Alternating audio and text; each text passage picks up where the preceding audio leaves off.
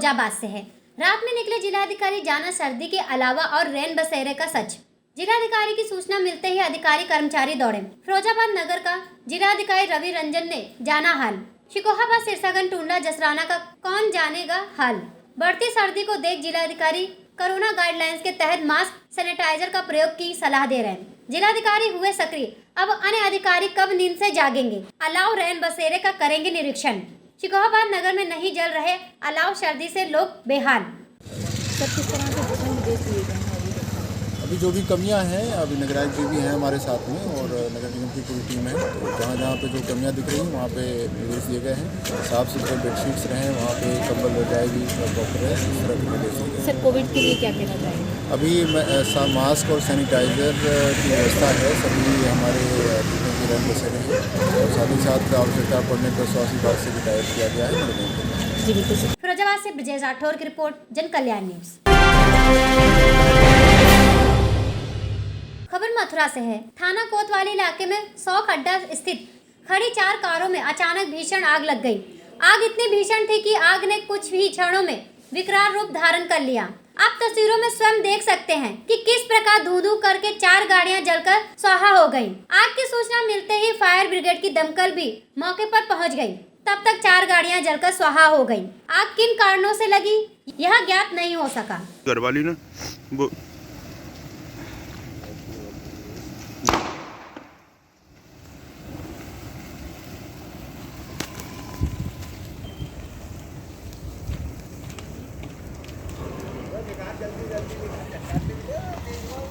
मथुरा से अमित शर्मा की रिपोर्ट, जन कल्याण news.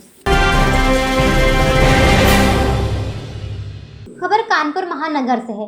Deputy CM Brajesh Pathak ने हैलट अस्पताल में देखी कोविड व्यवस्थाएं। नई पीडियाट्रिक केयर यूनिट हुई शुरू। यूपी के डिप्टी सीएम ब्रजेश पाठक ने आज कानपुर के लोगों को नई सौगात दी है। हैलट अस्पताल में नई पीडियाट्रिक केयर यूनिट का उद्घाटन किया। इस यूनिट के शुरू होने से इलाज में काफी सुविधा मिलेगी। डिप्टी सीएम ने इस दौरान कोरोना वार्ड का निरीक्षण किया। इस मौके पर उन्होंने उचित दिशा निर्देश दिए। हैलट अस्पताल में प्रिंसिपल संजय काला ने डिप्टी सीएम को कोविड की तैयारियों की जानकारी दी। दरअसल चीन में बढ़ने कोरोना को लेकर प्रदेश सरकार सतर्कता बरत रही है। इसी के मद्देनजर डिप्टी सीएम ने कोविड व्यवस्थाओं को परखा।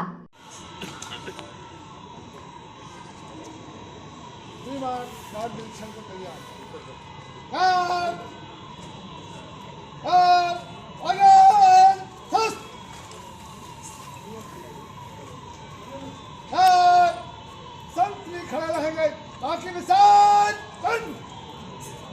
जो तुम्हारा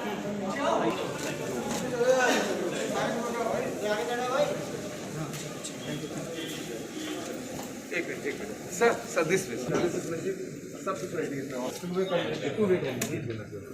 हाँ हमारे पास डबल चेक मॉनिटरिंग सिस्टम है। एक ऊपर भी रहेगा आदमी, एक नीचे रहेगा। तो सर ये हमारा पीडियाट्रिक आईसीयू है जहाँ पे सर अभी पेशेंट की तैयारी हो रही है। ये पूरा पीडियाट्रिक आईसीयू है। तो यहाँ पे हम लोग बच्चों को देख सकते हैं। हमने शपथ ली, लगातार हमारे कांटेक्ट में रहते हैं। जहाँ पर जिस तरह की अभी बड़ा संगठन इनका पूरे देश में स्वदेशी जागरण मंच का जो संगठन है पूरे देश में खड़ा है। जिस सभी लोग स्मृति चिन्ह हम लोग पीछे से दे दीजिए। ऊपर ना उड़ाना, ऊपर नहीं खाएंगे तो बनेगा कैसे? चलिए सभी लोग अपना अपना स्मृति चिन्ह भैया तोड़ दियो कंधा। ब्यूरो रिपोर्ट, जन कल्याण न्यूज। खबर मथुरा से है। मुख्य चिकित्सा अधिकारी कार्यालय पर पीड़ितों ने जमकर काटा हंगामा। पीड़ित व्यक्ति ने मुख्य चिकित्सा अधिकारी के कार्यालय में ज्वलनशील पदार्थ अपने ऊपर डालकर आत्मदाह करने का किया प्रयास। पीड़ित का आरोप है मुख्य चिकित्सा अधिकारी अजय कुमार वर्मा डीएस हॉस्पिटल के चिकित्सकों को बचाने में लगे हैं। पीड़ित की पत्नी की हत्या का है चिकित्सकों पर आरोप। मुख्य चिकित्सा अधिकारी अजय कुमार वर्मा ने कहा कि 100% दोषी है चिकित्सक। डीएस हॉस्पिटल के डॉक्टर ललित व मेघा यादव का गलत ऑपरेशन कर मरीज की हत्या करने की सीएमओ से पीड़ित परिजनों ने की है शिकायत। मेरी पत्नी को डीएस हॉस्पिटल में मार दिया गया और डॉक्टर ललित का इलाज चल रहा था और मेघा यादव का 8 महीने से वो प्रेग्नेंट थी। उसके बाद उसको 9 तारीख को एडमिट किया गया ऑपरेशन करके बेटी दे दी गई। उसके बाद उन्होंने यूट्रस निकाल दिया और 2 दिन रखा और 2 दिन में पूरे किडनी लीवर सब फेल कर दिए उन्होंने। 3 घंटे बाद वो दिलाया क्या एक होते 5 साल हुई है। अभी आपने यहाँ पर जो डीजल पेट्रोल डाला है, आप ऐसे ये आपके सवाल जवाबों का आप इनसे पूछें। नहीं, क्या करें बताओ। न्याय नहीं मिल रहा है मुझे और मेरी बेटी को, और 1 महीने से यहाँ पे लगातार चक्कर काट रहे हैं। सीएमओ साहब कहे थे आज रिपोर्ट बनाएंगे, कल बनाएंगे, परसों बनाएंगे, डेली 1-1.5 महीने से। सीएमओ साहब कह रहे थे कि हमने 100% माना है कि वो दोषी है और कार्रवाई करेंगे, तो क्यों नहीं कर रहे हैं? कब होगी कार्रवाई? कब होगी? 1.5 महीने होने को आया। कब होगी कार्रवाई बताइए। सीएमओ साहब कह रहे हैं आज होगी कल होगी, अभी तक कुछ नहीं हुआ है। कैमरे की कोई रिकॉर्डिंग नहीं है और ये भी कह रहे हैं दोषी है, तब भी कार्रवाई नहीं हो रही है। कैमरों की रिकॉर्डिंग नहीं हो रही है, कुछ भी 24 घंटे में नहीं हुई सुनवाई तो यहीं पे अपनी आत्महत्या कर लेंगे। पूरी रिपोर्ट चेंज कर। देखिए अभी 1.5 महीना नहीं हुआ, वेदिका बच्ची की डेथ हुई है और उसमें जो कागज देखे गए हैं, कागज में दोष उस अस्पताल का पूरा निकल के आ रहा है प्रथम दृष्टया। लेकिन फिर भी ये था कि उसमें एक फिजिशियन की राय, बीच बीच में उन्हें बुलाया गया, वो बाहर चले जाते, जिसके लिए हमने उन्हें चेतावनी भी दे दी है वेदिका अस्पताल में जो डॉक्टर थे, और वो कि हम कॉन्फ्रेंस में जा रहे हैं। लेकिन एक फिजिशियन की ओपिनियन और लेनी थी। फिजिशियन 27 तारीख को उन्होंने लास्ट जो हमने दिया 27 को फाइनल करने का हमारा था, क्योंकि फिजिशियन के भी उसमें उपचार में दिए गए ताकि उसकी भी राय मिल जाए। लेकिन फिजिशियन को हमने 27 को, उसने कहा कि 27 को मैं आ सकता हूँ, जो अपने उसमें केस शीट में फिजिशियन की है, इसलिए 27 को हम इसको फाइनल करके देते हैं।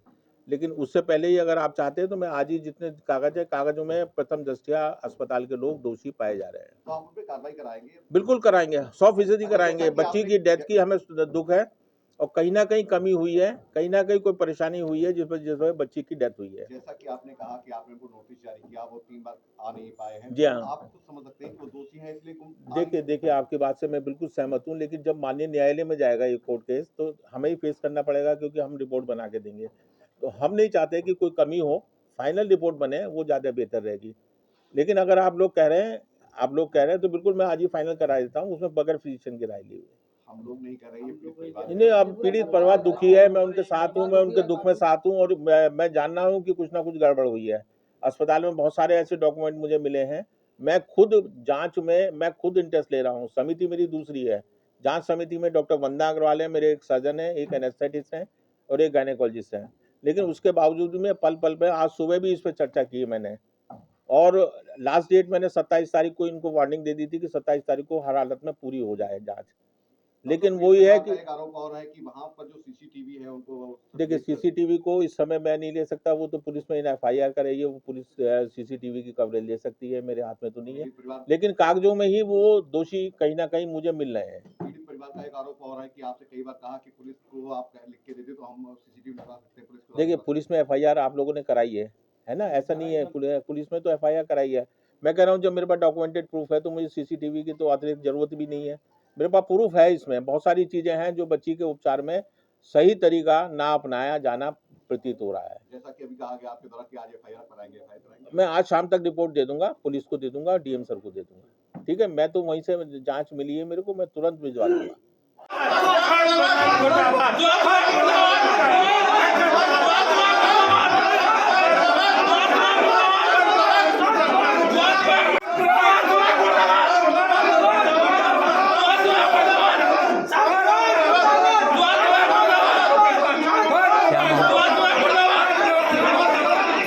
मथुरा से अमित शर्मा की रिपोर्ट, जन कल्याण न्यूज। खबर मुरादाबाद से है। स्टंटबाजों की पुलिस को खुली चुनौती। 2 गाड़ियों में खुलेआम स्टंटबाजी कर रहे युवकों का स्टंट करते हुए वीडियो सोशल मीडिया पर वायरल। 6 युवक चलती 2 गाड़ियों में कर रहे स्टंट। गाड़ी के बोनट पर बैठकर कर रहे थे स्टंटबाजी। वीडियो हो रहे सोशल मीडिया पर तेजी से वायरल वीडियो मुरादाबाद के थाना पाकबाड़ा क्षेत्र के नए मुरादाबाद का बताया जा रहा। मुरादाबाद से रेहान अंसारी की रिपोर्ट, जन कल्याण न्यूज। खबर कानपुर महानगर से। भारत जोड़ो यात्रा का देशव्यापी असर। अगले साल के विधानसभा चुनावों में दिखेगा असर। वरिष्ठ कांग्रेस नेता, राज्यसभा सांसद व हिमाचल के प्रभारी राजीव शुक्ला आज कानपुर पहुंचे। कानपुर बार पदाधिकारियों और अधिवक्ताओं के साथ बैठक राजीव शुक्ला ने उनसे समस्याएं जानी। इस दौरान अधिवक्ताओं ने उन्हें एक पत्र सौंपा। पत्रकारों से बातचीत में राज्यसभा सांसद राजीव शुक्ला ने कहा कि हिमाचल प्रदेश की जीत कार्यकर्ताओं की जीत है। इसमें राहुल गांधी की भारत जोड़ो यात्रा का अहम योगदान है। अगले साल कई प्रदेशों के होने वाले विधानसभा चुनाव इसका खासा असर देखने को मिलेगा। कोरोना के बढ़ने के मुद्दे पर उन्होंने कहा कि कांग्रेस हमेशा ही देश हित में काम करती है। सरकार ऐसे नियम बनाए जो सबके लिए समान हो, कोरोना का राजनीतिक फायदा न उठाएं। पवन जी बैठे हुए हैं, नवनिर्वाचित दीपक गुप्ता जी हैं, सुखराम सिंह चौहान जी आप हमारे यहाँ के सदस्य और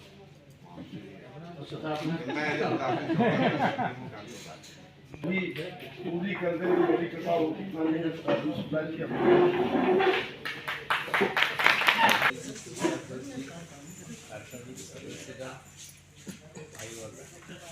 सबसे पहले तो मुझे कमरे में आकर बड़ा अच्छा लगा, क्योंकि मैं एक बार 20 साल पहले या उससे पहले आया हूँ।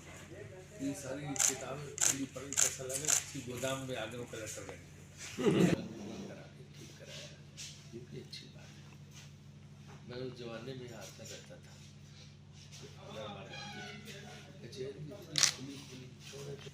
साफ सुथरा खुला सही तरह।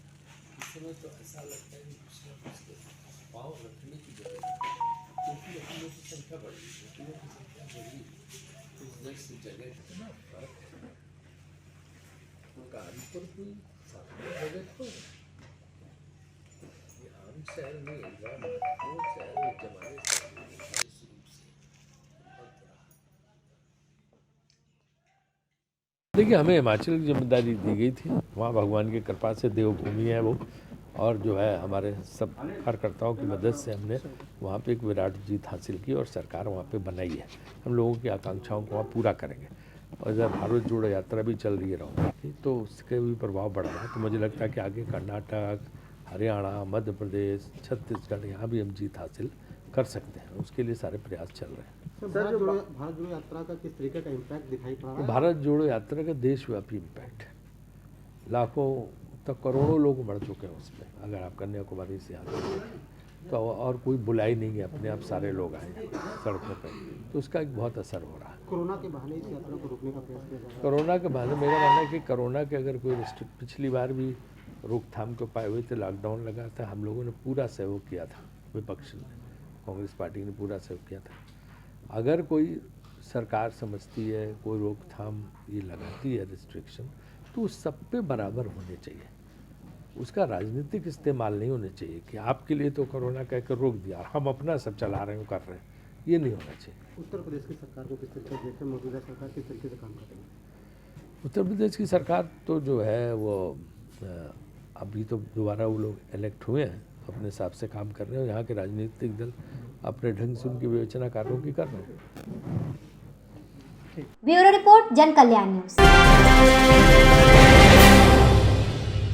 खबर मुरादाबाद से है। भारत जोड़ो यात्रा यूपी में भव्य स्वागत की तैयारी। सलमान बोले, यह जन जन की यात्रा और जनता की आवाज है। राहुल गांधी की भारत जोड़ो यात्रा के आने पर विशाल स्वागत करने की तैयारी उत्तर प्रदेश कांग्रेस ने तेज कर दी है। पश्चिम उत्तर प्रदेश के जिलों की भागीदारी बढ़ाने के लिए वरिष्ठ नेता सलमान खुर्शीद और नसीमुद्दीन सिद्दीकी ने जिले का भ्रमण किया। उन्होंने भारत जोड़ो यात्रा को जन जन की यात्रा और जनता की भावना को जोड़ने वाली यात्रा बताते हुए बड़ी संख्या में शामिल होने के आह्वान किया। कार्यकर्ताओं को जिम्मेदारियां भी दी गई। गाजियाबाद के द्वारिका चौक पर होगा यात्रा का स्वागत। याद रहे कि उत्तर प्रदेश में 3 जनवरी को यात्रा गाजियाबाद में लोनी बॉर्डर से प्रवेश करेगी। कांग्रेस ने प्रवेश के दौरान बड़ी तादाद में लोगों में शामिल करने की योजना बनाई है। तय किया गया है कि द्वारका चौक पर यात्रा का स्वागत किया जाएगा। प्रदेश के लिए मात्र 3 दिन ही राहुल गांधी की भारत जोड़ो यात्रा रहेगी, फिर वह हरियाणा व पंजाब होते हुए कश्मीर जाएगी। पूर्व केंद्रीय मंत्री व कोऑर्डिनेटर भारत जोड़ो यात्रा सलमान खुर्शीद ने कहा कि कांग्रेस से लोग बड़ी संख्या में जुड़ रहे हैं और देश में कांग्रेस की हवा चलने लगी है। उन्होंने कहा कि अन्य प्रदेश से अधिक कार्यकर्ता गाजियाबाद पहुंचेंगे और प्रदेश में भारी भीड़ यात्रा में जुटेगी। इतिहास बड़ा होगा। इतिहास में बहुत सारे वर्जन होते हैं। इतिहास को लिखने वाले लोग अलग अलग हैं। मन आपका स्वच्छ होना चाहिए, मन स्वच्छ होना चाहिए, साफ होना चाहिए। अटल जी ने अपने बारे में जो भी लिखा है या कहा है उससे कोई कुछ उसको उसी को कोई रिप्रोड्यूस करता है, तो आप ये नहीं कह सकते कि जो कह रहा है वो झूठ है। इंटरप्रिटेशंस होते हैं, आप किसी चीज को समझने की कोशिश करते हैं। गौरव आदि कैसे समझते हैं, मैं कैसे समझता हूँ, कोई और कैसे समझता है, कि जो लोग जिनका एनालिटिकल माइंड होता है, समीक्षा करने का जिनका मन होता है, वो कुछ और भाषा इस्तेमाल करते हैं, और जो सिर्फ सामने देखते हैं और उनको लुभा लेती है, किसी का व्यक्तित्व लुभा लेता है, वो कोई और भाषा इस्तेमाल करते हैं। लेकिन अपमान करने की भाषा नहीं होनी चाहिए, वो हमने ऐसे व्यक्तियों के लिए कभी नहीं किया। अगर करते तो राहुल जी उनकी समाधि पे क्यों जाते? नहीं, पब्लिक डोमेन में तो अलग तरह का मैसेज गया ना कि भाई वो आप सुनिए ना, आप पत्रकार है ना, आपके अखबार में तो आप कितनी दफा लिखते हैं कि ये ओपिनियन हमारे अखबार का नहीं है, लेकिन तब भी आप छापते हैं। वो छापते हैं कि आप चाहते हैं कि अलग अलग ओपिनियन हमारे अखबार में आने चाहिए, छापते ना। लेकिन कोई गाली गलौज करके आपको कोई लेख भेजेगा तो आप नहीं छापेंगे। लेकिन अलग अलग इंटरप्रिटेशन आते हैं, हिस्ट्री के अलग अलग इंटरप्रिटेशन आते हैं, कल्चर के अलग अलग इंटरप्रिटेशन आते हैं, फिल्मों के अलग अलग इंटरप्रिटेशन आते हैं। आपको फिल्म अच्छी लगी, मुझे अच्छी नहीं लगी। कोई कहता है बकवास फिल्म है, कोई कहता है बहुत उम्दा फिल्म है। आप दोनों चीजें लिखते हैं, ऐसा थोड़ी होता है कि यह इसने बकवास कहा तो आपने कैसे लिख दिया कि अच्छी फिल्म है। क्रिकेट खेलने वालों के लिए भी लोग ऐसे ही कहते हैं, क्या बकवास खेला है, क्या बकवास खेला। वो कहता है क्या बात कर रहे हो, अरे छक्के मार दिए, उसने बड़ा अच्छा खेला है। हर एक का अपना, कोई झूठ नहीं बोल रहा होता, कोई तो मतलब कांग्रेस गौरव पांधी के उससे समर्थन करती है। कांग्रेस राहुल गांधी से समर्थन करती है, नहीं तो हम यहाँ क्यों बैठे होते? नहीं, मैं गौरव पांधी की बात कर रहा हूँ, कांग्रेस ही है वो। गौरव पांधी ने नहीं भेजा है। देखिए, गौरव पांधी कुछ लिख सकते हैं, हम भी कुछ लिख सकते हैं, लेकिन हम ये नहीं कहेंगे कि ये कांग्रेस का व्यू है कि नहीं है। कांग्रेस का व्यू हमको कहाँ से मिलता है? कांग्रेस का व्यू हमको कांग्रेस के अध्यक्ष से मिलता है, कांग्रेस के नेता राहुल गांधी से मिलता है, सोनिया गांधी से मिलता है, और जो आम भावना हमारे कांग्रेस कार्यकर्ताओं के बीच में है उनसे मिलता है। सच्ची बात यह है कि कांग्रेस के बहुत सारे कार्यकर्ता, ये बात तो आज उठी है ना, कांग्रेस के बहुत सारे कार्यकर्ता बहुत समय से अटल बिहारी को अच्छा समझते थे और उनका सम्मान करते थे।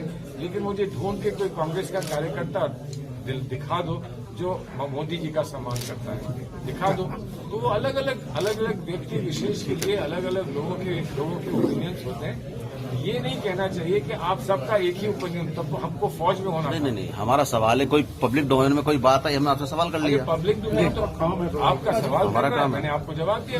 इसके अलावा आप मेरा जवाब एक्सेप्ट कर लेंगे तो आप स्वीकार कर लिया जवाब साहब, बिल्कुल। सर, इसके अलावा भाजपा राहुल गांधी की भारत जोड़ो यात्रा पर सवाल खड़े कर रही है, कह रही है कि जो है अब उन्हें कांग्रेस को जोड़ना चाहिए, देश को हमारे ऊपर छोड़ देना चाहिए। देखिए, ऐसा है, कांग्रेस को जोड़ने का क्या, कांग्रेस को जुड़वाने का भाजपा का लक्ष्य है? अगर उनका ये लक्ष्य है तो मैं उनको धन्यवाद कहता हूँ, मैं बहुत बहुत धन्यवाद करता हूँ। और जहाँ हम जुड़ जाते हैं उसको वो पहचाने के हम जुड़े हुए हैं। सिद्दीकी और हम यहाँ बैठे हैं तो कुछ ना कुछ तो जुड़ा हुआ होगा ना, कहीं ना कहीं कुछ ना कुछ तो जुड़ा हुआ होगा। अभी नहीं, पहले ये कभी हुआ होगा या बाद में हुआ। ये कभी मुरादाबाद आते थे, कभी मेरी बात तो नहीं करते थे, नहीं करते थे। आज मेरी बात करते हैं, आज मैं इनकी बात करता हूँ, तो कहीं ना कहीं तो कुछ हुआ है ना। तो भाजपा से कहिए वो जुड़ गए, अब आप परेशान मत हो। उधर उसका एक कारण है। देखिए, यात्रा तो 100 साल तक चल सकती है, लेकिन समय सीमित होता है, और एक क्षमता भी, हर व्यक्ति की क्षमता सीमित होती है। हमें तो ऐसा लगता है कि राहुल गांधी की क्षमता सीमित नहीं है, थका दिया है, लेकिन हम कह भी नहीं सकते कि थक गए। वो जिस रफ्तार से चलते हैं, जितने दिन से वो चले हैं, जिस तरह से हमको उनके पीछे साथ चलना पड़ रहा है, तो हम तो ये मानते हैं कि वो रियली ये मान के चलिए कि वो सुपर ह्यूमन है।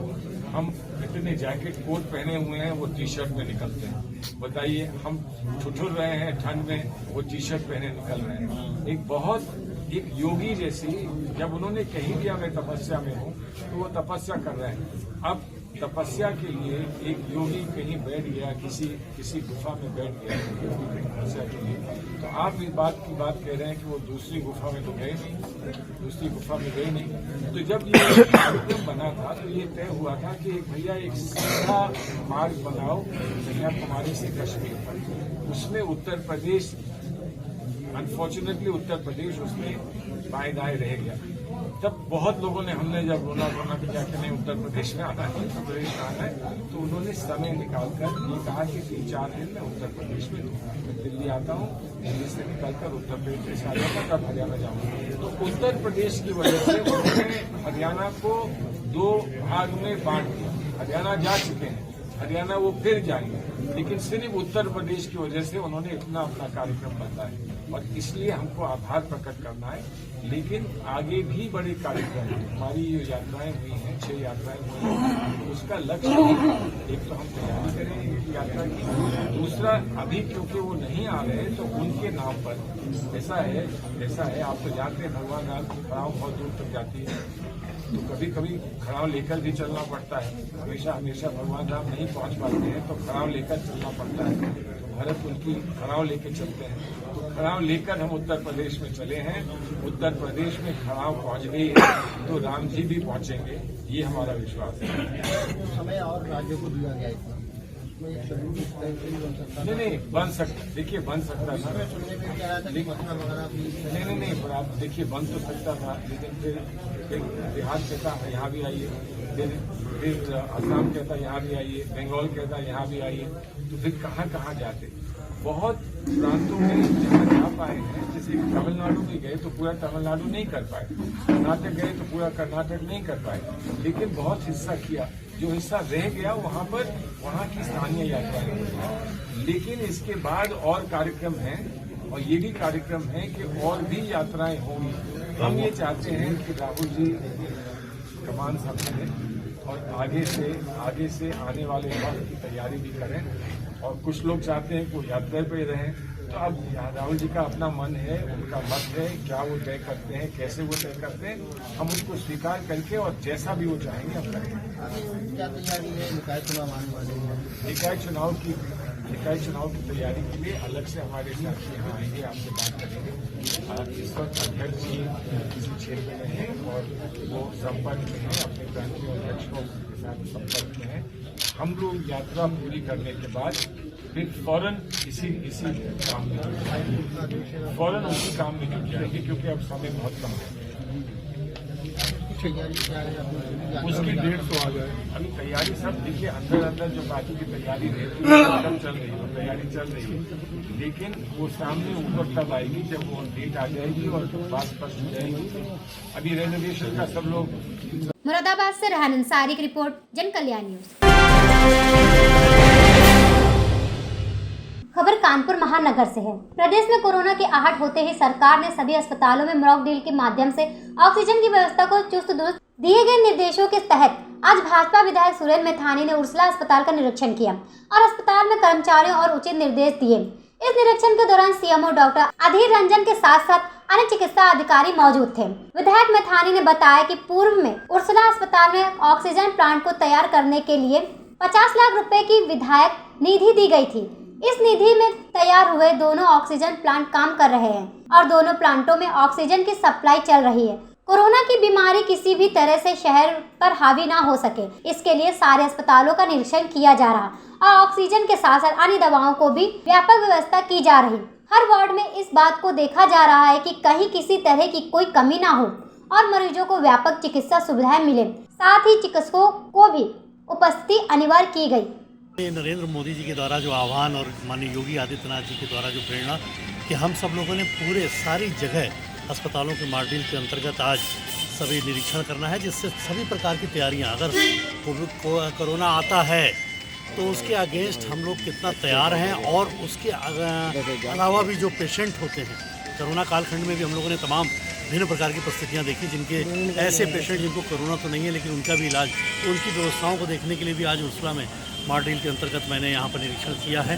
सीएमओ साहब हैं, डॉक्टर्स की पूरी टीम है और यहाँ पर मैंने पिछली बार 50 लाख रुपए ऑक्सीजन प्लांट लगाने के लिए दिया था, तो मैंने देखा वो प्लांट भी ठीक चल रहा है कि नहीं। अभी बिल्कुल दोनों प्लांट जिसमें 1000 और 500 लीटर की क्षमता है, उसको दोनों ही प्लांट ठीक चल रहे हैं और ऑक्सीजन के लिए एक्स्ट्रा भी यहाँ। ब्यूरो रिपोर्ट, जन कल्याण न्यूज। फिरोजाबाद जिले में कोरोना को लेकर प्रदेश सरकार का हाई अलर्ट जारी होते ही हॉस्पिटल व्यवस्था को लेकर आज सीएमओ डॉक्टर दिनेश कुमार प्रेमी, नोडल अधिकारी डॉक्टर रचना गुप्ता आज सुबह 10 बजे जिला संयुक्त चिकित्सालय शिकोहाबाद में पहुंचे और हॉस्पिटल में oxygen plant, ventilator, oxygen pipeline, cylinder, दवा आदि सभी तरह से बीमारी से पहले इलाज की तैयारी पूर्ण की गई। मेडिकल स्टाफ को हाई अलर्ट कर रखा। किसी तरह की कोई मरीज मिलता है तो उसकी तत्कालीन इलाज किया जाए। वहीं अधिकारियों ने सलाह दी कि भीड़ भाड़ वाले इलाके में दूर रहें, मास्क पहने, सैनिटाइजर का प्रयोग करें, जुकाम खांसी होने पर तत्काल जांच कराएं। हर अस्पताल में जो L1 है, L2 है, L3 में सभी पूरे उत्तर प्रदेश, पूरे भारत में आज इसका रिहर्सल हो रहा, जिसे हम मॉक ड्रिल बोलते हैं। इसके तैयारी कितनी है रेडनेस, जैसे हम लोग देखते हैं चाइना में BF7 की वजह से काफ़ी लोग बीमार हैं, मरते हैं, जबकि हमारे यहाँ पे अगर हम भारत अपने देश की बात करें, उत्तर प्रदेश की बात करें, तो यहाँ पे हम लोगों ने सभी लोगों को कोविड वैक्सीनेशन लगवा दिया है। फर्स्ट डोज 100% है, सेकेंड डोज 100% है और 30% हमारा बूस्टर डोज है। और हमने जो तैयारी की है उसका ये देखना है कि अगर बाई चांस कोई वेव 4 आती है या जैसे जो विदेश से कुछ यात्री आ रहे हैं वो पॉजिटिव है, जिससे आगरे में आया है, उसके लिए हम तैयार हैं, रेडीनेस है। तो उसका ये रिहर्सल है, मॉकड्रिल है और पूरी टीम आप देखते हो शिकोहाबाद की पूरी टीम है, जसाना में भी हो रहा है, एका में भी हो रहा है, जाटा में भी हो रहा है, मेडिकल कॉलेज में। तो मैं अपनी जनता से ये सभी लोगों से अपील करना चाहूँगा, पूरे मीडिया बंधु से, लोग डरे नहीं और किसी भी तरह की कोई भी वो नहीं होगा और हम इसका मुकाबला करेंगे। और नीचे और भारत इसमें अग्रणी है कोविड कंट्रोल। सर कितने जिले में अभी तक कोविड के केंद्र बनाए गए हैं पूरे जिले?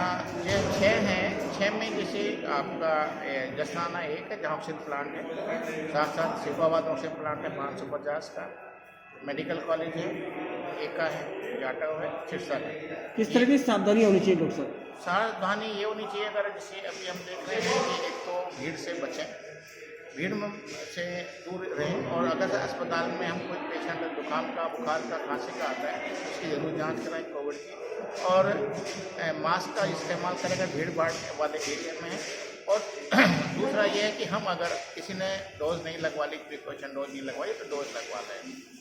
अभी एक नई वैक्सीन आई है इंडिया में जिस पर एज ए नोडल अपना पीडियाट्रिक की जो कोविड ICU है पीकू की मॉक ड्रिल की इंस्पेक्शन के लिए आई हूँ।